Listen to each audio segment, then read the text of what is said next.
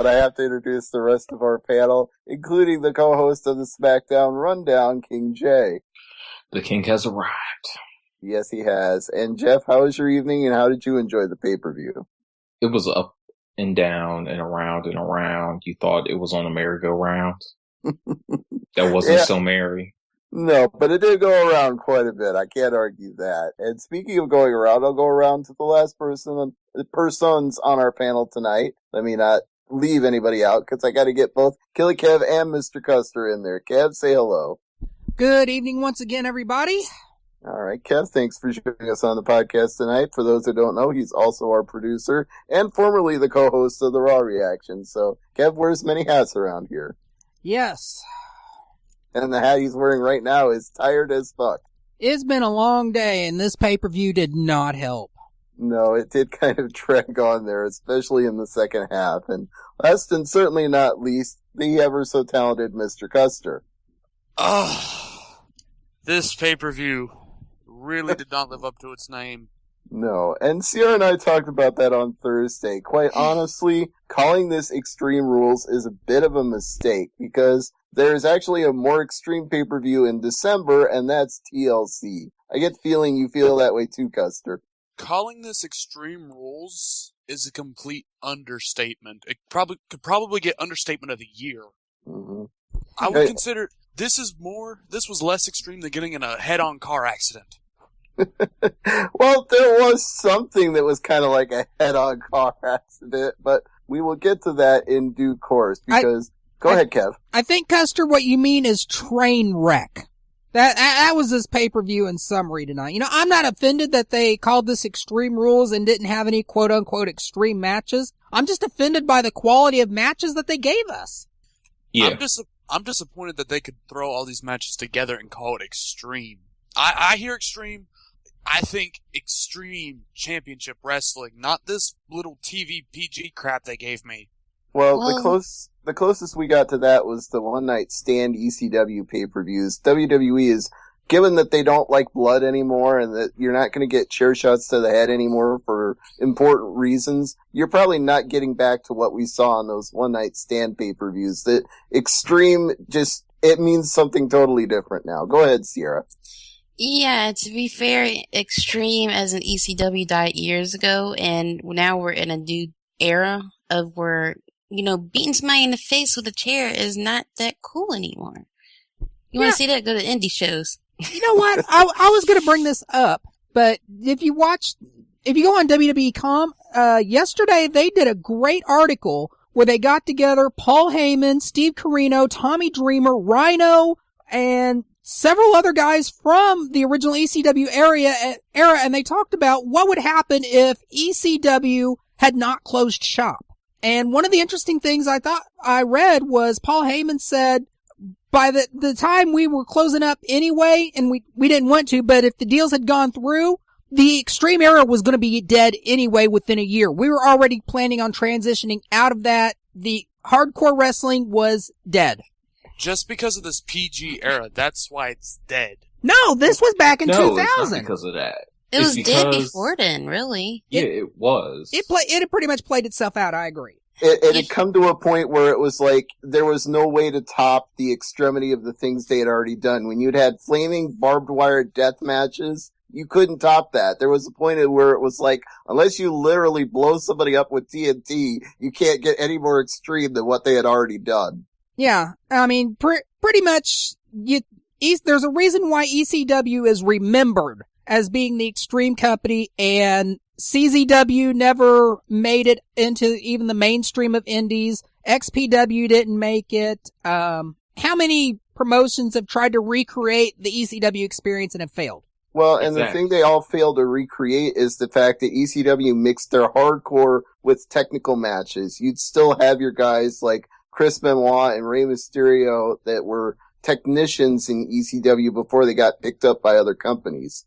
Yeah, it was a good balance. It wasn't just, okay, I'm gonna hit you with a light bulb, and I'm gonna beat you with a staple gun, and I'm gonna hit you with a cheese grater. It wasn't just all that. Those matches had a big story behind it going into it. It wasn't just, okay, let's just make both of you guys bleed. Just for the hell of it. It wasn't 24/7 garbage matches. And Jeff's right. When there was a match that was ultra violent, there was a blood feud going into it. There were two people or two teams that had a legitimate gripe against each other that needed to settle it in the most violent way possible. It wasn't just thrown out there for no purpose, which a lot of these stipulations tonight, that's a good segue because a lot of these stipulations just seem thrown out there for no purpose other than to make the pay-per-view be extreme.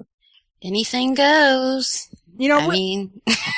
Really, if they're going to stick the idea of extreme rules, then what that should purport to is not the level of violence or level of violence we're not going to get, but rather extreme as in just how far are we going to go? How far are we pushing these two guys?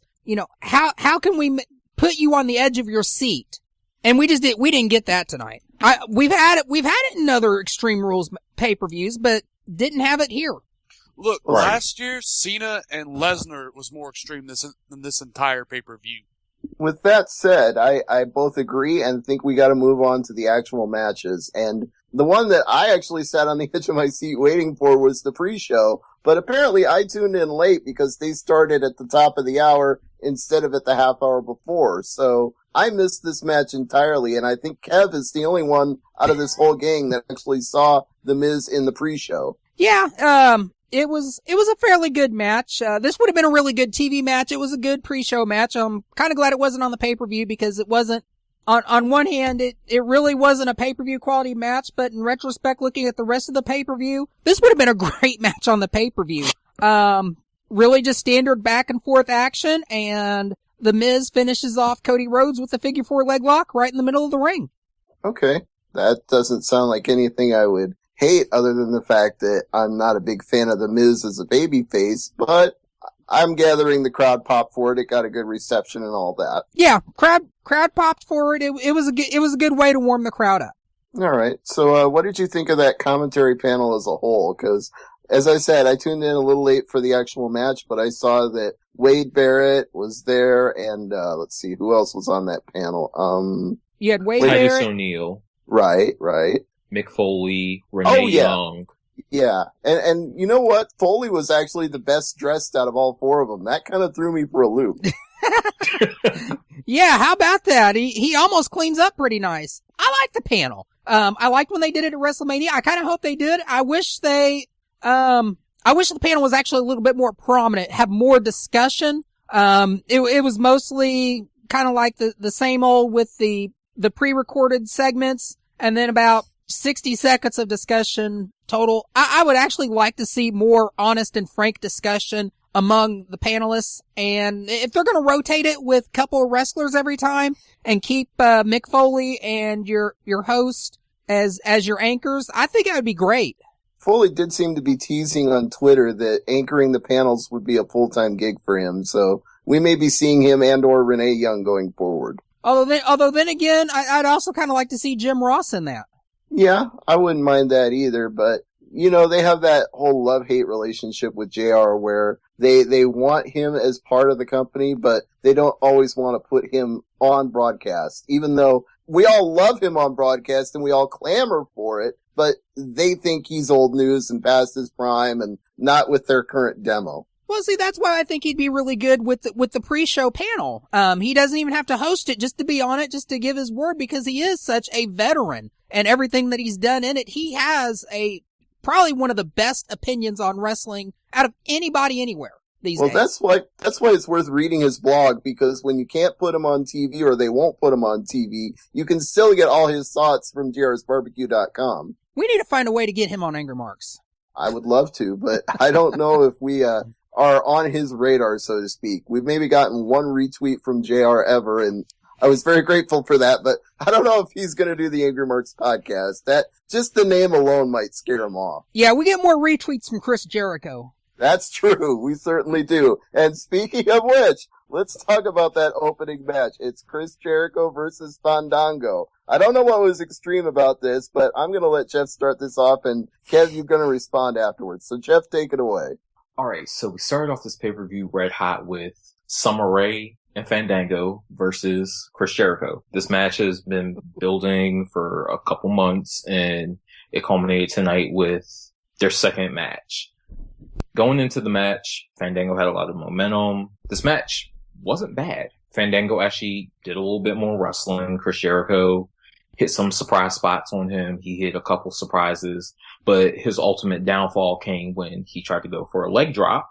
Fandango got hit with the code breaker and he lost the match. Chris Jericho wins, which was surprising to me because I figured, well, if Chris is leaving to go on tour again, that he was going to take the L and just disappear again.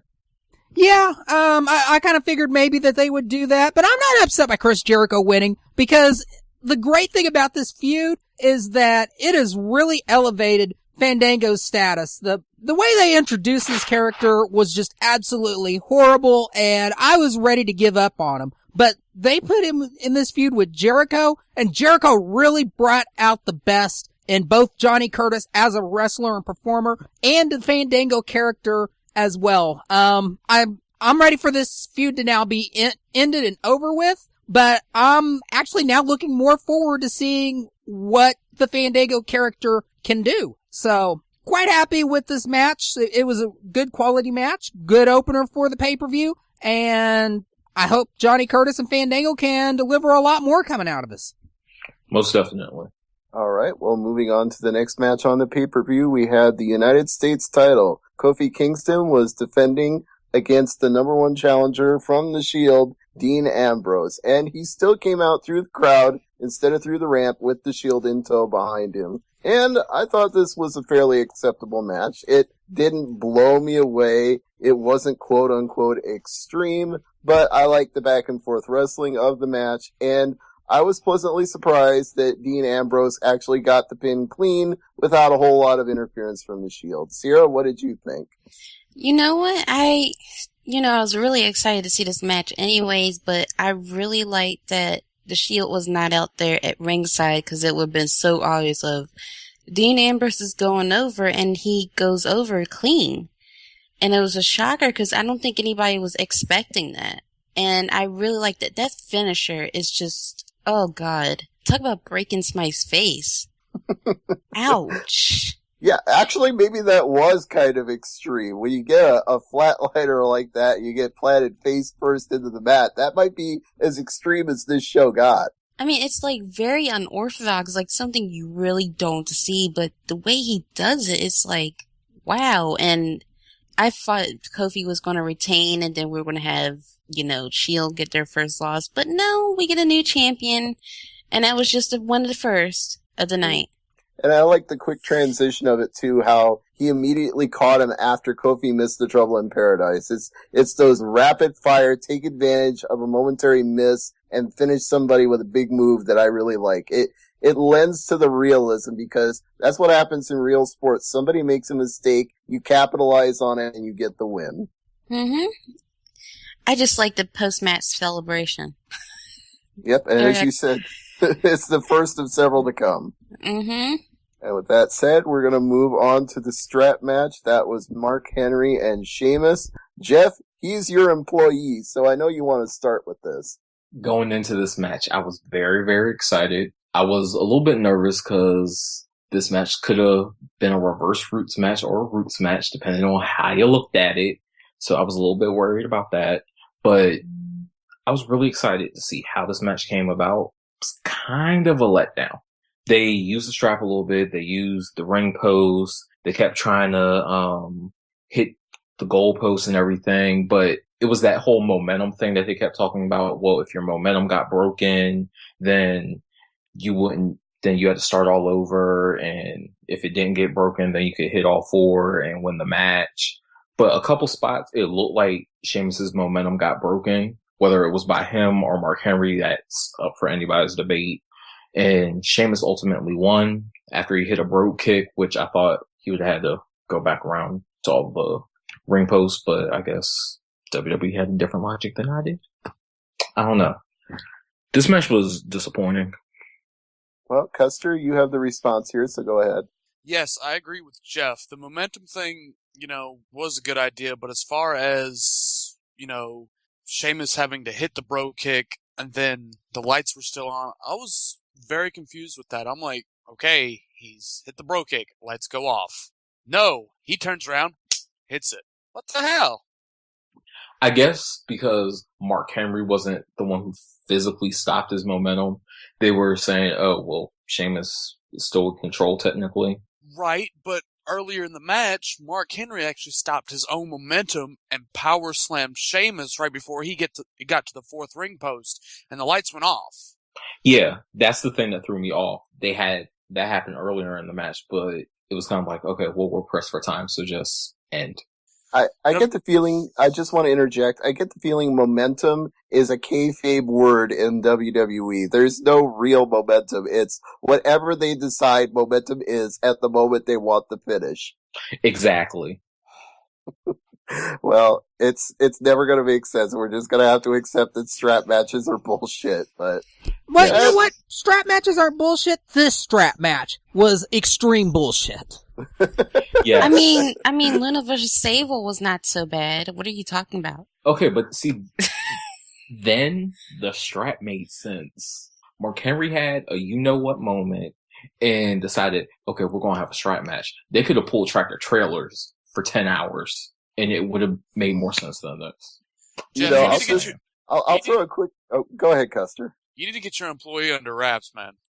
If he's got one of those moments where he's like, let's have a strap match, man, you need to like thunk him in the head or something. Get that brain resetted.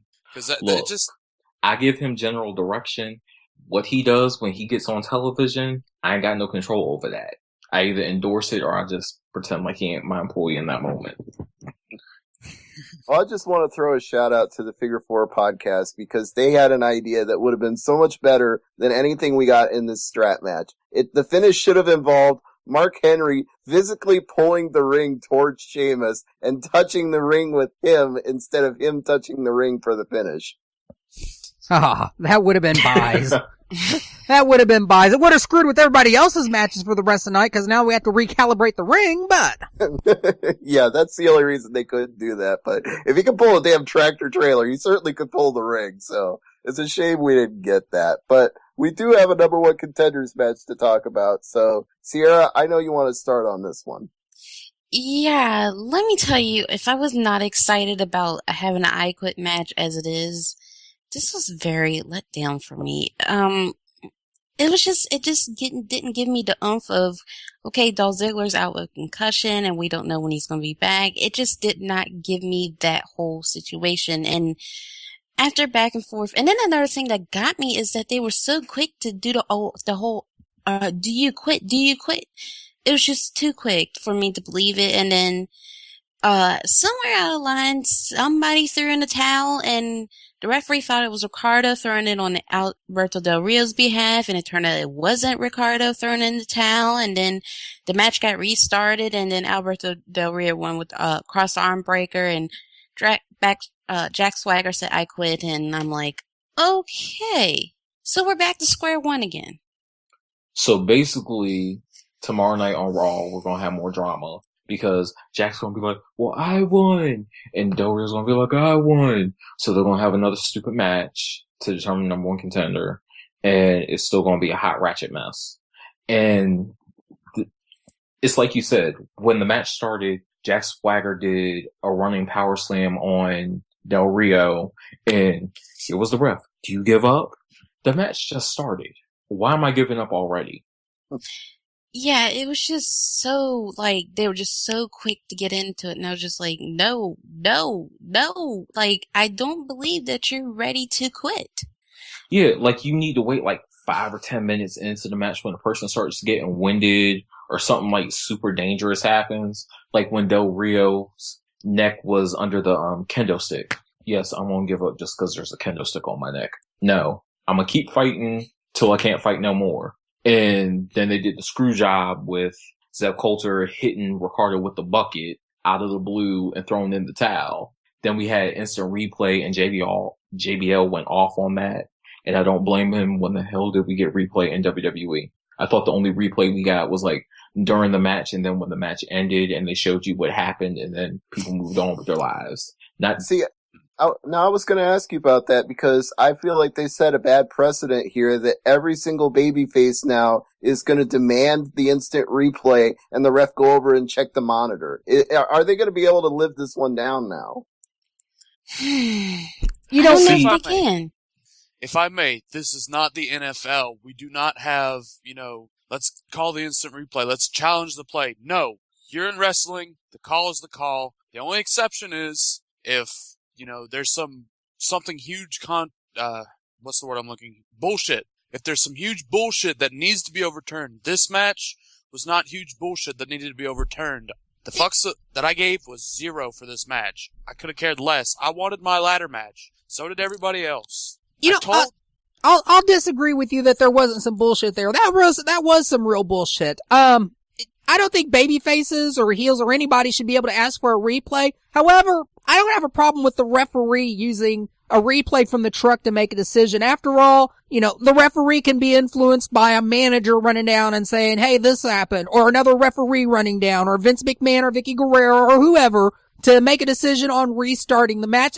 In the past, they've even asked the commentators what happened here. So I don't mind them using the TV monitor. I just had a problem with this whole ending of the match, the bullshit with a towel being thrown in. When the fuck ever was there ever a stipulation in an I Quit match that you could just pick up some random towel from someplace and throw it in? That's just complete bullshit. And as soon as that happened, I knew what was going to happen next. The referee was going to reverse his decision, restart the match. 30 seconds later, Del Rio's going to get the win, even though he was almost damn near crippled here. Well, That's no. the thing that made me mad, was 30 seconds after it got restarted, he magically won.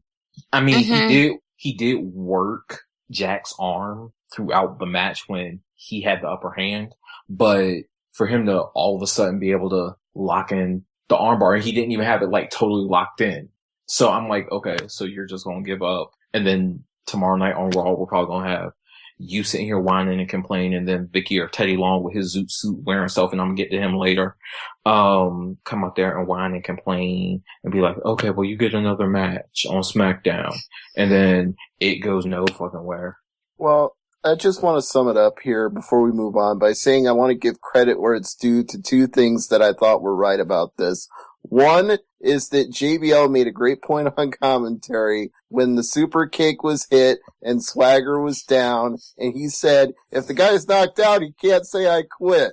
You know what? Thank you for pointing that out, Bradshaw. Maybe people should be a little more logical about how they work an I Quit match, because if you super kick a guy or hit him with a chair and they can't say I quit, how does the damn match end? So JBL was applying logic, which so few people do on commentary anymore, that I had to notice it and stand up and applaud. And as far as logic and believability goes, I also like that the referee, after the restart, told Del Rio that if he couldn't stand up, he wasn't going to restart the match. He made Del Rio get all the way to his feet, crippled leg and all, to prove that he was capable of continuing. So they sold some believability, even if throwing in the towel was completely stupid and we had to have a reversal and all that other shit. So there were some things about it I liked, despite what happened. So with that said, let's move on to the tag title match. And I'm going to start with this one, and then Jeff will respond. It was Team Hell No versus the remainder of the Shield. And this caused some debate in our chat room over whether it was going to be tornado-style tag rules or all men are legal tag rules. And as it turned out, this was a tag match where just everybody could be in the damn ring the whole time, and it didn't even matter. And the finish ended up being the Shield getting the guy up for what I suppose was supposed to be the Doomsday device. Only, Jeff, maybe you agree, maybe you don't. I thought this looked sloppy as hell. I'm happy the Shield won, but that finish looked really ugly. I don't think it was supposed to be the Doomsday device. I think he was trying to do the torture rack, and they actually had the move in WWE 13, and it's a tag team move where the one guy does a knee drop on the other person while he's holding him up in a torture rack kind of position, and he falls over and then pins him. All right. Well, if that's what it was supposed to be, it's a little more believable, but it still looked clumsy. Admittedly, I wasn't sure if it was the way that Roman dropped him or the way that Zeth hit him that made that look a little bit clunky. But overall, I like this. I like the fact that it was tornado style and that worked in the Shield's favor. Mm-hmm. And I like the way they paired off too. I liked seeing Kane pair off with Roman Reigns, because then you had power versus power, and then the other two were like technical versus technical. So it was a good way to pair them off to keep the match momentum going. Oh yeah, most definitely. I really like the way that everything came together in that match. And I like the fact that Roman and Seth were like, okay, well, we don't necessarily need Dean out here to help us win this match. We can come out here and put on a competent match, even if he's not out here to throw off the equilibrium of our opponents. You know, in hindsight, I almost feel like we should have seen this coming because they'd been having guys from the Shield lose single matches on Raw and SmackDown to make us feel like they were vulnerable. And then here we go, they all have singles and tag matches instead of the usual three-man Shield match on a pay-per-view, and they come out triumphant. So it was like almost the swerve of we're going to have them lose on Monday and win on Sunday. Yeah. So, but I mean, all in all, it made sense, and the Shield walk out with championship gold. And in the grand scheme of things, that's all that matters. Does this make them the 2013 version of Evolution? Because I've been hearing people say that all week long leading up to this. Yeah, I've been hearing people say that, and I wouldn't necessarily say so. I mean, yeah, they had championships just like Evolution, but I wouldn't go and condemn them as Evolution because Evolution had so many characters with such broad personalities. You had your Ric Flair, you had your Triple H, and then you had Batista and Randy Orton there. And with the Shield, you got 3 young guys that are still relatively new to everyone. Mm-hmm. And there's no world title either. Evolution held the world title, so it's not really a straight up comparison. Right. And also with the Shield, like, yeah, when they get in the ring and they wrestle and the mannerisms that they do when they attack somebody, obviously those are different. Obviously they look like different people, but they have that pack mentality. Whereas Evolution, it was, okay, well, I'm going to do my separate thing. And then when all the people that we're beefing with come together, then we'll come together as Evolution. Whereas the Shield, it's always been that mindset of we have each other's back no matter what. Even if we have to have a one-on-one match or we have a tag team match and he has another match at another point in the show, we'll still have that pack mentality where it's the direction of what the Shield has to do, not what Triple H tells me to do or Ric Flair tells me to do. Right. There's no leader to the group. There's nobody calling the shots. They're all in it together. Right. I'm a bit upset though that they didn't have the US title and then the tag team titles. That threw me off a bit, but at the same time, I do kind of like the fact that they broke it up so it wasn't just like, okay, well, we have to have the Shield match, then the Shield match. So we had a really good match as our second match, and then later on in the card, where we need a break between 2 more slow-paced matches, we had that match that goes, oh, well, did you see the Roman Reigns Seth Rollins match? It's not just, hey, did you just see the Shield match?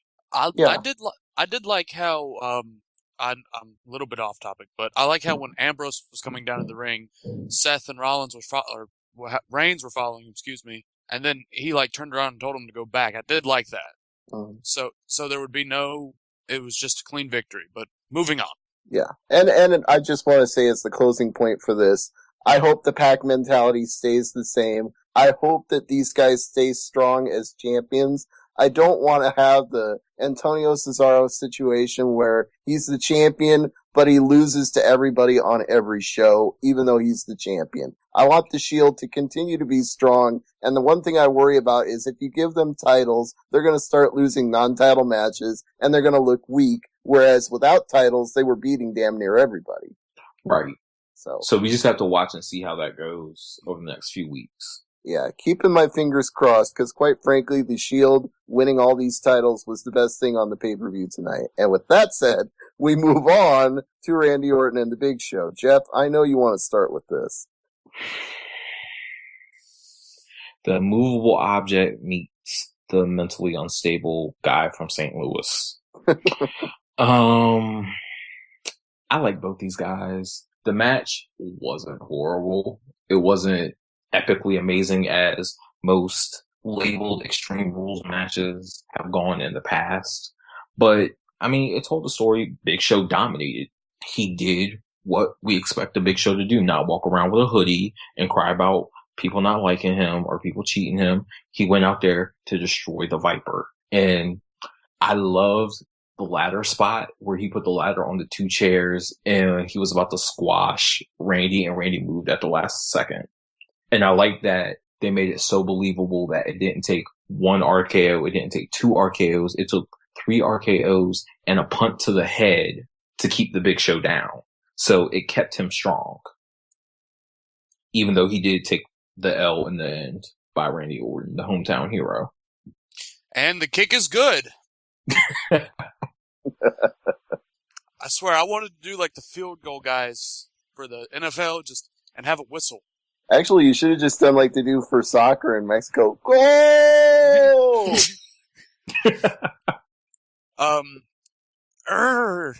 I didn't like this match as probably everyone else did due to the fact that, and I was talking about with you guys about this earlier, but I'm an Attitude Era baby. You know, I was born in the Attitude Era and I've watched the Attitude Era. So I'm kind of more of I like the blood. I like the fire. I like the thumbtacks. I like everything hardcore. And with Extreme Rules, I expect a little bit hardcore. I saw, let's see, a kendo stick, 2 chairs, a ladder, and then 3 tables later on in the show, but that's for a different topic. But this match was scheduled for Extreme Rules. I did not feel it was extreme enough. I would have liked to have seen maybe the announce table get taken down, you know, maybe a turnbuckle padding getting ripped off, something. Yeah, I definitely see your point. But at the same time, extreme, you could take that in a couple different ways. You can take it as these guys have extreme hatred for one another, so they're going to be extremely violent with one another. Or you could take it as they're going to take everything and the kitchen sink and the kitchen table and the kitchen chairs and the stove and everything else and just have this bloodbath, knock down, drag them out fight. But I think this match, it wasn't great. It was pretty damn boring. I ain't gonna lie. But they mixed the weapons with the straight up fight aspect of it. And I respect that with the 2 of the people who are actually in this match. Not saying that there weren't good names coming into it. Big Show, great wrestler. You know, he's been in numbers of good matches. And then you got Randy Orton, multiple time champion and whatever. Both big names coming into it. It just didn't. I was expecting a little bit more to it. You know, and I didn't get that. My Extreme Rules needs to be extreme. I need to be jumping out of my seat and marking for whoever. I don't even care. The ring post could have got up and walked over and just beat the shit out of Big Show and Randy Orton, and I would have marked out. I don't care what it would have been. The ref could have mooned everybody. Something extreme. Make me jump out of my seat. Yeah, I definitely see that part because throughout this entire pay-per-view, it seemed kind of like the crowd wasn't into it because they thought that there was going to be that oomph that wasn't really there in a lot of these matches.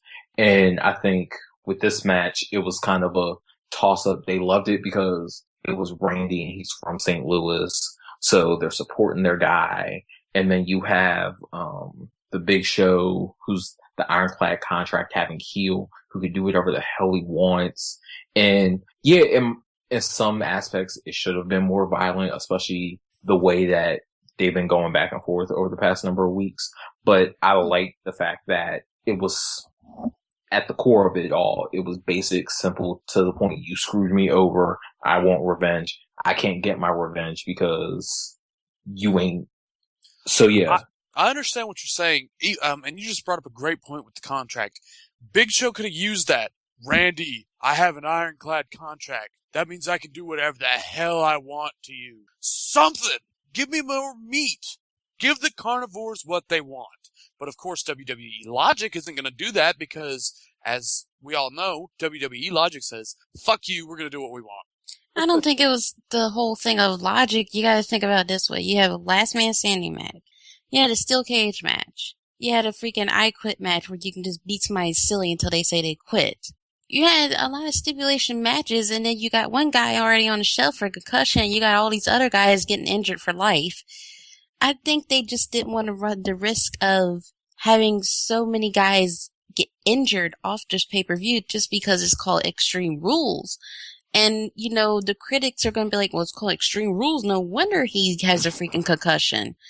I think they just want to step away from that and just be like, okay, we can have some of our big matches, which we had later on was our big matches with the stipulation, but like these minor league matches with Big Show and Randy Orton, which to be honest, like I am so tired of them fighting. I turned to the Billboard Music Awards and was actually watching Taylor Swift for the first time perform. And I was just like, what the fuck? And then Miguel comes out there and leg drops a kid in the audience. But I didn't know what the hell is going on. And I was just like, and I turned back, the match is still going. I'm like, are you serious?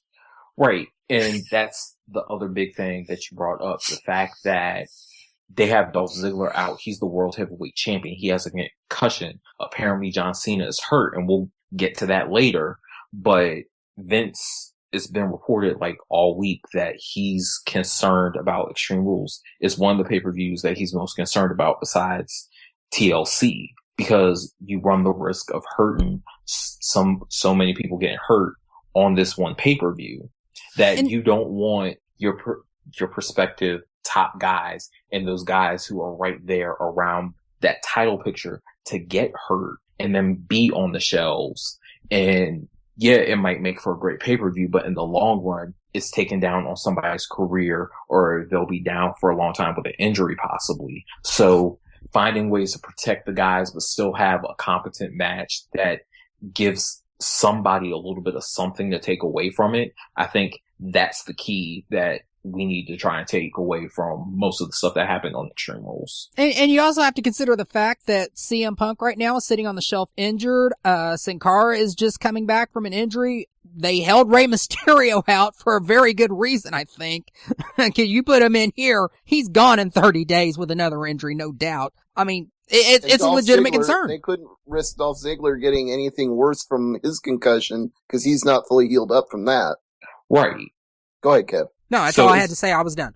Oh, well, you kind of got to go ahead anyway because you're taking the lead on Cena and Ryback. So since we've been talking about all these concussions and injuries, here we go. This is the time to talk about it. This is a really good slobber knocker match for the most part. I like the back and forth action on it. Maybe the counting was a little too much. Maybe we ought to wait for a guy a couple seconds before we decide to start counting here, or maybe they just needed a fewer of the standing counts. But for the most part, I like the match. They hit the really big spots at appropriate times. It didn't feel rushed. It didn't feel too slow. The problem for me really came when they took the action out of the ring. They had the one big spot towards the end where Cena ends, Ryback goes and spears Cena through the timekeeper's table, or was it Cena and Ryback? I can't remember. I think I got a concussion watching this match, but it was really rough. The timekeeper's area was completely destroyed, and then they went off into the crowd area and started fighting. The down point on this match, though, the end was really bad to me. Ryback goes to pick up John Cena. We think he's going to go for the shell shock finisher. Instead, he decides to drive Cena right through the back of the set on the stage, which of course is the LED panels and lights and all that. We see sparks fly and everything, and they just disappear. And they take a little bit of time to get a camera back there. And we get a camera back there, we see Cena and Ryback. Looks like they fell through some props or something, and they're injured. Ryback needs help getting up. Cena has to have a stretcher and a neck brace. And literally all the momentum of this match was lost when they hit that spot. After that, I mean, it's just like, are you fucking kidding me? We're not getting a finish to this match. Referee doesn't even call it. It upset me to see that. It upset the fans. They booed the shit out of this end.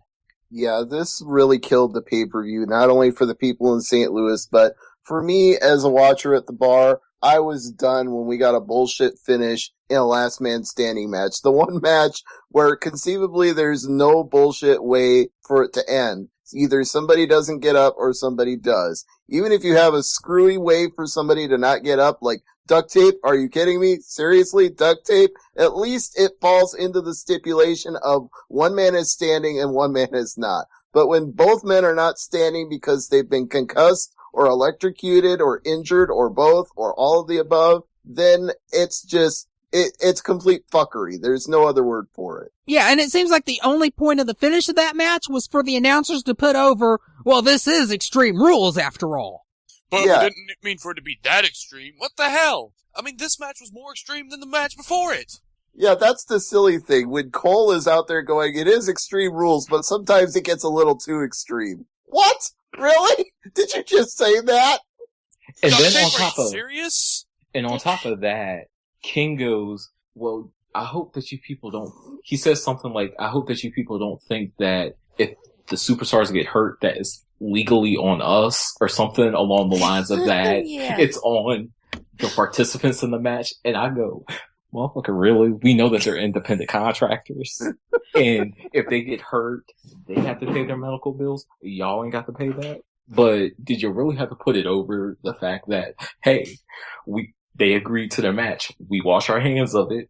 Y'all knew the risk going in. Really? Yeah. It was so basically like, fuck you dumbasses. Like, you're hurt, so fuck you. That's your fault. But seriously, am I the only one that paid attention to Teddy Long going off and having like the most Oh my God. the most panic of all panic attacks, like a freaking 14-year-old girl. Oh my God, oh my God, oh my God, oh my God, they're hurt. He's hurt. Put him on a stretcher, guys. You gotta get him to the hospital. You gotta get him to the hospital. You gotta get him to the hospital. I just seriously wanted Ryback to just stop hobbling and go over and just say, shut up. Because And you it's know how what? it felt. I have a problem with believability anymore when it comes to people being taken out on a stretcher. Mhm. And this goes all the way back to Owen Hart, because when somebody is really hurt, they turn the camera off and they don't show you anything. So Yeah. the minute the camera zooms in on Cena being strapped into the back brace and strapped into the neck brace, and he's trying to give the thumbs up, but he can't quite do it, it's just total fuckery to me. It's like everything about this is fake, because if he was really hurt, y'all would take the camera somewhere else and do something else.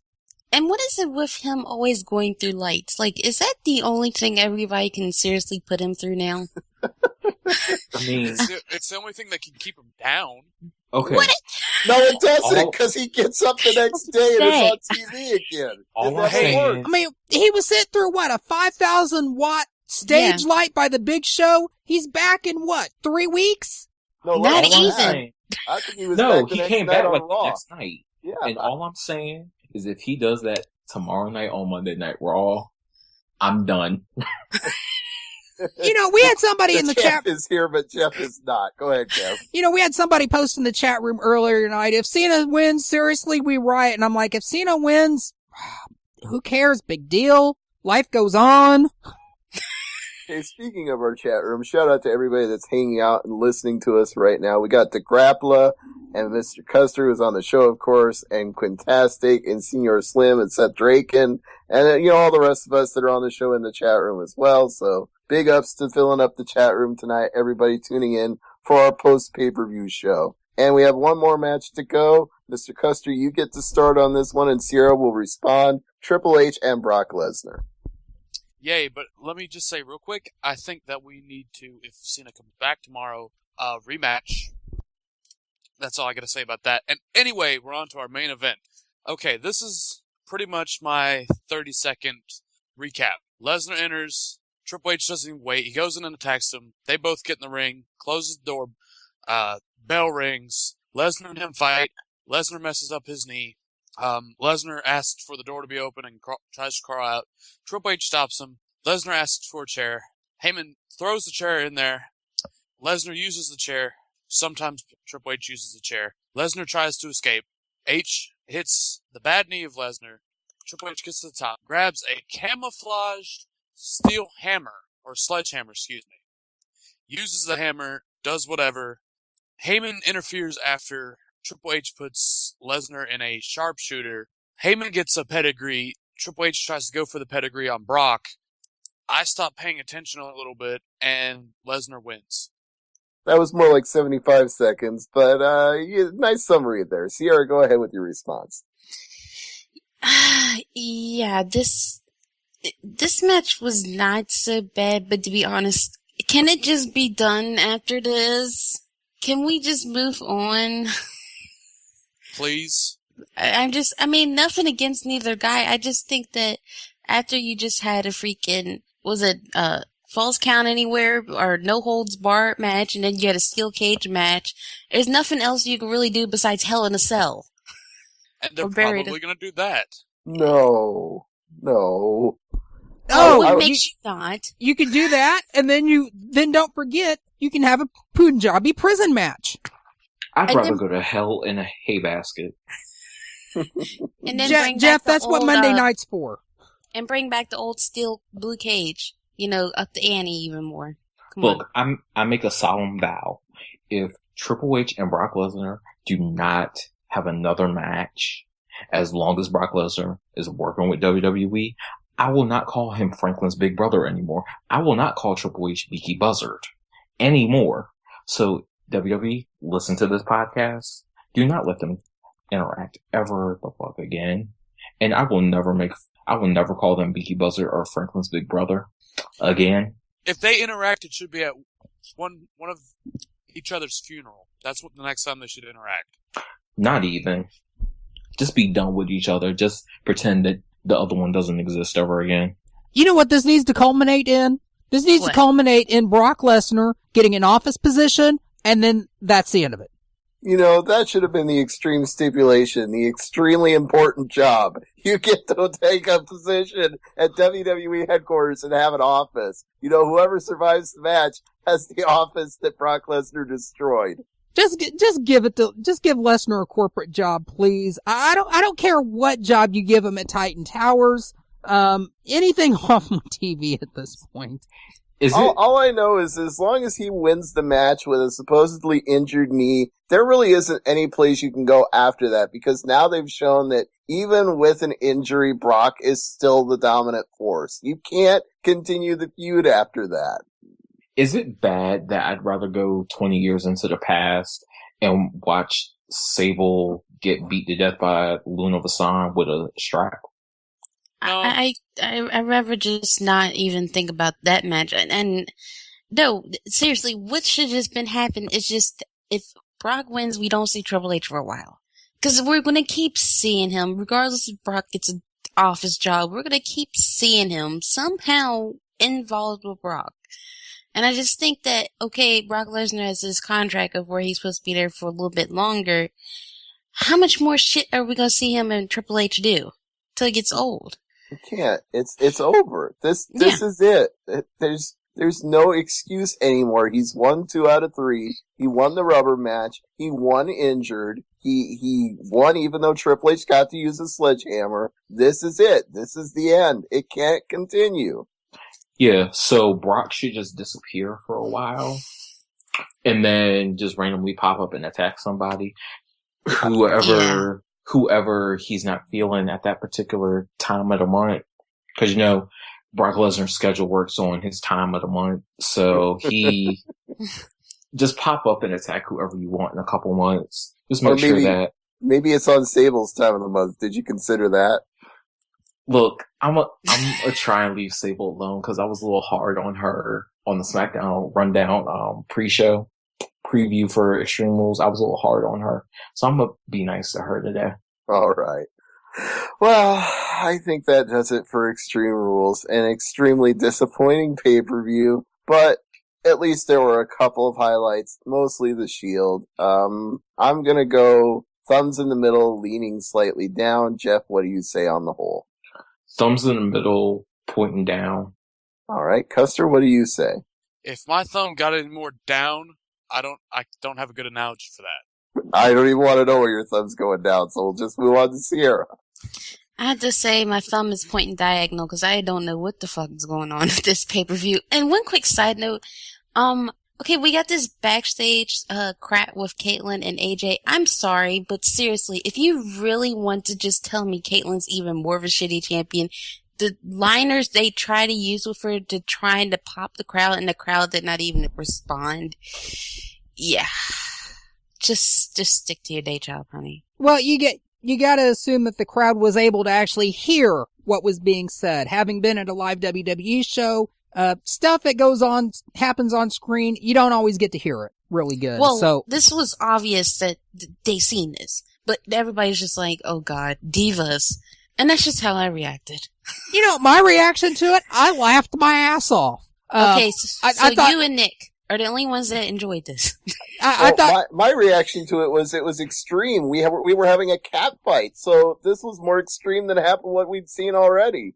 yeah, My highlight for that was seeing the Bella twins and Tamina eating popcorn, watching them fight. That was the comedy moment of the whole thing, just standing there enjoying the show. you know, I think Kaitlyn has been eating some of the Rock's pie because she was bringing it tonight.